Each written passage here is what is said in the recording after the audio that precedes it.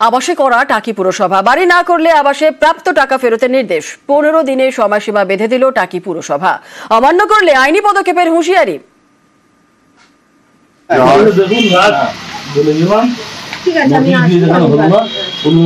যোগাযোগ করবেন, না হলে কিন্তু বাধ্য আপনাদের নামে। আপনি ঘরের টাকা পেয়েছিলেন? হ্যাঁ, 80,000 টাকা। 80,000 টাকা। আপনি ঘর করেন না? কেন? ঘর করা হয়নি, তার জন্য বলবেন টাকাটা রিটার্ন করতে হবে। আমরা অ্যাকাউন্ট নাম্বার দিয়ে দেবো, সেই অ্যাকাউন্টে আপনাদের রিটার্ন করতে হবে। যোগ্য হয়েও ওঠেনি আবাসের তালিকায় নাম। রাজ্যের নানা জায়গায় অভিযোগ।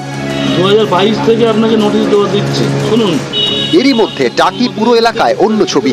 অভিযোগ, অনেকেই আবাসের টাকা পেয়েও বাড়ি করেননি, আবার কেউ কেউ অর্ধেক করে ফেলে রেখেছেন। এসব নিয়ে এবার কড়া টাকি পুরসভা। 16টি ওয়ার্ড ঘুরে ঘুরে পুরো বার্তা পৌঁছে দিলেন টাকি পুরসভার ভাইস চেয়ারম্যান ফারুক গাজী সহ অন্য কাউন্সিলররা। পয়সা দিয়েছিলাম, পয়সা দিয়েছি মন্ত্রী করার জন্য।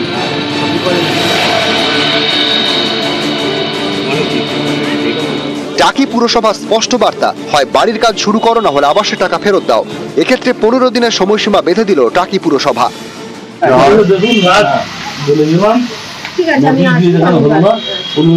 যোগাযোগ করবেন, না হলে কিন্তু বাধ্য আপনাদের নামে। ঘর করেননি?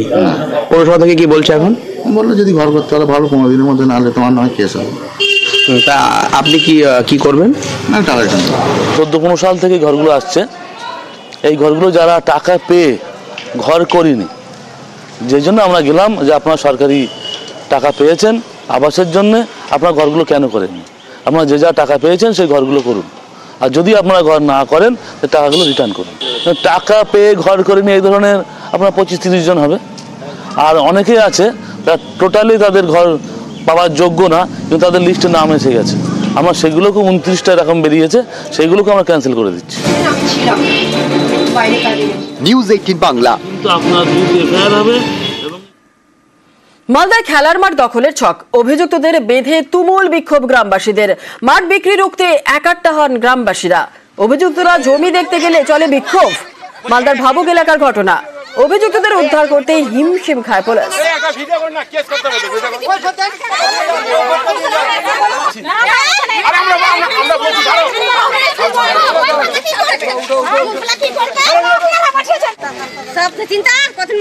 বিভিন্ন এলাকার লোক এসে, দালালি এসে এখানে বলছে যে না, বলে এটা বিক্রি আছে।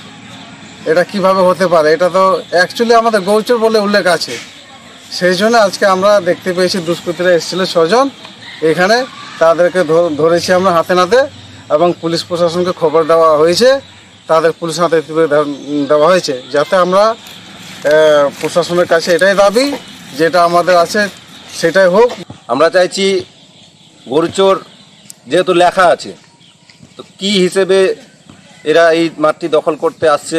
আমরা নিজে থেকে ভাবছি ভূমি দপ্তর এবং আধিকারিক যিনারা রয়েছেন তাদের সহযোগিতায় হয়তো এই জমি মাফিয়া আমাদের মাঠে উপস্থিত হতে পারছেন। নাহলে তো এত সহজে কেউ আদিবাসীদের এলাকায় ঢুকে জমি দখল করতে পারে। এই জায়গাটা দেখাতে নিয়ে এসেছিল এই দাদা, এই জগন্নাথ দাদা দেখাতে নিয়ে এসেছিল। কোন জায়গা? বাগানটা। গ্রামবাসী তো বলছে মাঠ নাকি। এই বাগানটা দেখাতে নিয়ে এসে এবার ওনারা ঝামেলা আছে, জানা ছিল ঝামেলা আছে বলেননি। তার মধ্যে আমাদের কজন এসেছেন? আপনারা কোথা থেকে এসেছেন? আমি ফুলবাড়ি থেকে।